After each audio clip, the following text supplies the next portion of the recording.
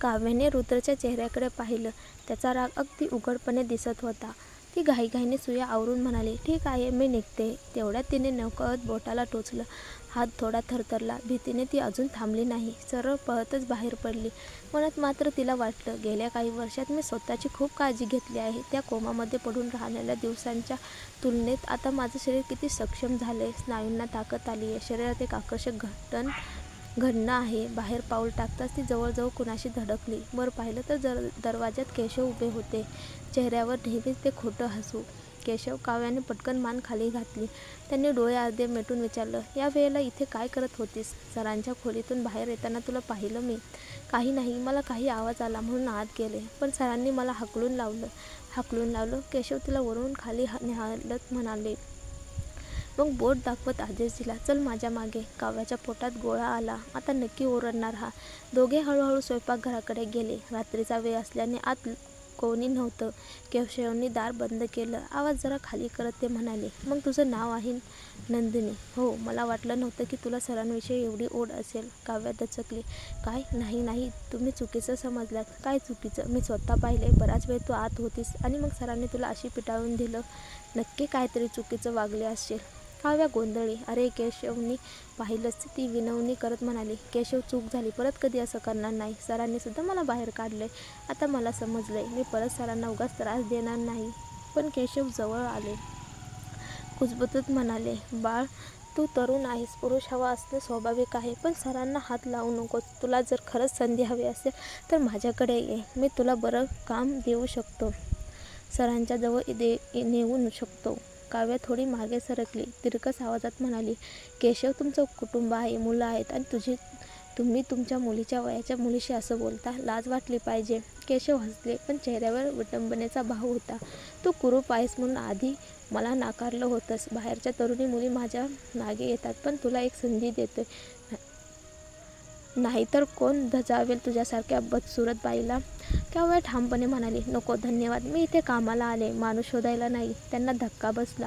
आवाज कठोर करून म्हणाले, इतकं सोपं नाही. या हवेलीचा मुख्य नोकर आहे मी. तुझ्यासारख्या कुरूप दासीला इथे टिकणं अवघड आहे. काव्याने वळून उत्तर दिलं, मला खात्री आहे की सरांना अशा गलिच्छ गोष्टी सहन नाहीत. तुम्ही जर काही चुकीचं केलं तर सरच तुमच्यावर कारवाई करतील. रुद्र सर विनाकारण कोणाचं ऐकून घेत नाहीत. केशव हसले. चल पाहू मग. तुला खरंच वाटतं का की सर तुझ्यासारख्या बदसूरत मुलीवर विश्वास ठेवतील आणि मला हाकलून देतील? मी या हवेलीचा जुना स्तंभ आहे. काव्या हसली. भीती दाखवून न देता सरळ बाहेर निघाली. पुढच्या सकाळी रुद्र उठला तेव्हा त्याच्या चेहऱ्यावर ताजेतवानेपणा होता. माधव आश्चर्याने म्हणाला, सर, आज तुम्ही चांगलं झोपलात बहुतेक. रुद्र हलकेच मान हलवली. त्या बाईला नीट लक्ष ठेव. माधव थोडा थबकला. ती म्हणजे नंदिनी. सरांनी तिचं नाव पुन्हा घेतलं होतं. क्वचितच असं घडायचं. रुद्र गंभीर चेहऱ्याने म्हणाला, ती खूप संशयास्पद आहे. मला वाटतं तिने मुद्दाम हवेलीत प्रवेश केला. नेमकं काय हवंय तिला अजून समजलं नाही. माधवने मान डोलावली. सरांना जर एवढं वाटते तर ही बाई साधी नाही. काव्याने दिवसभर काम करताना पाहिलं की इतर नोकर तिच्याकडे तुच्छतेने बघतायत. काही जणी कुजबुजत होत्या. काल रात्री काव्या मॅडम सरांच्या खोलीत शिरली होती म्हणे. पण सरांनी हाकललं. काय? सरांनी खरंच हाकललं? हो. ती बाई खूप निर्लज्ज आहे. काव्याला कळलं, हे सगळं केशवचं पेरलेलं विष होतं. दुपारी ती जवळजवळ पाय अडखळून पडली. कुणीतरी मुद्दाम पाय पुढे केला होता. माझ्या पायाला धडक दिलीस आणि माफीसुद्धा नाही मागितलीस. शिस्त नाही तुझ्यात. काव्याने दात ओठात चावले. तुम्हीच पाय अडवला नसता तर मी लागले नसतं. तेवढ्यात कुणीतरी मध्ये पडलं. खूप चूप. सरांकडे आज मोठा पाहुणा आलाय. जा, चहा घेऊन जा. मी तर लहान साहेबांची काळजी घेते. पाहुण्याला मी का? कारण बाकी सगळे व्यस्त आहेत. नाही गेलीस तर सरांना सांगतो. काव्य मन घट्ट करून ट्रे उचलला. हॉलमध्ये जाताना तिला आधीच एका बाईचा मऊसा आवाज ऐकू आला, रुद्र, हा करार मी तयार केला आहे. पहिल्यांदाच असं काही करत आहे. काही चूक झाली असेल का? आवाज ऐकून काव्या थांबली. ही स्त्री कोण एवढ्या गोड आवाजात बोलते? पण मी आधी कधी ऐकलं नाही. ती आत गेली. समोर बसलेली बाई देखणी मोहक हास्य घेऊन रुद्रकडे झुकलेली. रुद्रने करारपत्रावर नजर टाकली आणि हलकं मान डोलावलं. बरोबर आहे साक्षी, तू नेहमीच हुशार राहिली आहेस. पटकन शिकतेस. स्वतःवर विश्वास ठेव. इतका धाडक्यान काव्या चुकून टेबलाला धडकली आणि हातातील ट्रे खाली पडायची वेळ आली. काव्या? रुद्रच्या डोळ्यात क्षणभर हलकासा बदल उमटला. हीच ती स्त्री जिचा विचार तो वर्षानुवर्षे करत आला होता. आज ती त्याच्यासमोर उभी होती. त्याचा आवाज तिच्याशी बोलताना अगदी सौम्य कोमल होता, जे तो इतर कुणाशी कधीच दाखवत नसे. हेच का प्रेमाची खरी भाषा? काय झालं? रुद्र भुवया उंचावत म्हणाला. काव्याने थोडं डोकं खाली घ्यायचा प्रयत्न केला, पण लगेच उंचावून म्हणाली, माफ करा साहेब. ठीक आहे, ठेवून दे, रुद्र शांतपणे म्हणाला. काव्याने ट्रे ठेवला आणि चोळून त्यांच्याकडे पाहिलं. त्यांच्यासमोर बसलेली साक्षी, रुद्रच्या वयाचीच, पण चेहऱ्यावर विलक्षण देखणेपणा, डोळ्यात आकर्षकता, केसात परिपक्वतेचा मोहकपणा, हीच तर रुद्रची आवड असावी. काव्याच्या मनात काटा टोचला. स्वतः मात्र अजूनही लहान मुलीसारखी कुहळी, त्याला कधीच न आवडणारी. पण तिने लगेच स्वतःलाच आवडलं. माझ्या मुलांची काळजी घेतली की मला दुसरं काही नको, साक्षी हसत म्हणाली. तू नेहमी मला फसवतोस.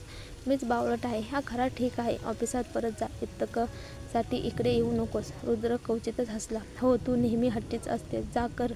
साक्षी अभिमानाने स्मित करत उठली, पण काही पावलं टाकताच अचानक तिने आपला मान पकडलं. रुद्र, मला काहीतरी होतंय. ॲलर्जी? रुद्र झटकन उठला. तिच्या मानेवर लाल पुरळ उमटलेली पाहून तो ओरडला. हे खरंच ॲलर्जी आहे. माधव, पटकन औषध घेऊन ये आणि डॉक्टरला बोलव. साक्षी घाबरून म्हणाली, मी आंब्याला ॲलर्जिक आहे. वर्षानुवर्षे मी आंबा टाळते. मग आता का झालं? औषध घेतल्यावर ती थोडी बरी झाली, पण अजूनही घाबरलेली होती. रुद्रने थेट हुकूम दिला, संपूर्ण स्वयंपाकघरातील स्टाफला इथे बोलवा. साक्षी आश्चर्याने म्हणाली, कशासाठी? रुद्रचा आवाज कठोर झाला. आत्ताच तू फक्त चहा घेतलास, मग ह्या चहातच आंब्याचा अंश असणार. सर्व स्वयंपाकघरातील नोकर बोलावले गेले. काय झालं? काव्या चकित होऊन विचारत आत आली. रुद्रने नजर फिरवत प्रश्न केला. या चहात आंबा होता. सगळ्यांना ठाऊक आहे साक्षीला ॲलर्जी आहे. तरी असं कसं झालं? सगळे थक्क झाले. त्याच वेळी एक नोकर आठवून म्हणाला, सर, हिचं कप काही दिवसापूर्वी आंब्याचा रस ठेवायला वापरली होती. ती व्यवस्थित धुतली गेली नव्हती, पण ती कपात चहा कोणाने बनवला? सगळ्यांच्या नजरा सहज काव्याकडे वळल्या. काव्या दचकल्यागत म्हणाली, मी चहा केला, पण मला कळलं नाही हा कप आंब्याचा वापरलेला आहे. मला तो पेट्रीत मिळाला म्हणून वापरला. ताबडतोब केशव पुढे आला आणि उपहासाने म्हणाला, इतकं साधं बघितलं नाहीस, मग चांगली आहे कशी होशील? मी साक्षीला जीवावर बेतणार होतं. मला वाटतं तुला इथून काढून टाकायला हवं. काव्याच्या डोक्यात लगेच वीज चमकल्या. हे सगळं मुद्दाम घडवलं गेलं. कालचं मी केशवला विरोध केला आणि आजच ही घटना. तिथे धाडसाने रुद्रकडे पाहत सांगितलं, साहेब, मी काल केशवला नाराज केलं होतं. आज मला मुद्दाम चहा बनवायला लावून ही खेळी केली आहे. हे फक्त योगायोग नाही. केशव हादरला.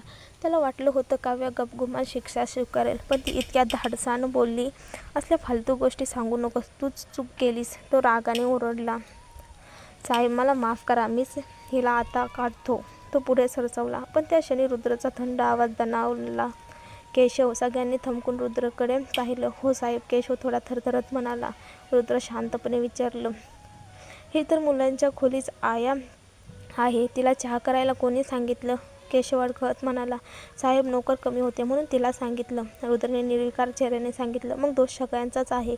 जी जबाबदारी ज्याची नाही त्याला प्रशिक्षण न देता ती देणंच ही चूक. तो एक थंड श्वास घेत म्हणाला, ठीक आहे, ह्या तिमाहीचा बोनस सगळ्यांचा कापला जाईल. संपूर्ण स्टाफच्या चेहऱ्यावर काळोख पसरला. केशव तर अधिकच सुन्न झाला. आता निघा सगळे. रुद्रची नजर शेवटी एका क्षणासाठी काव्यावर स्थिरावली.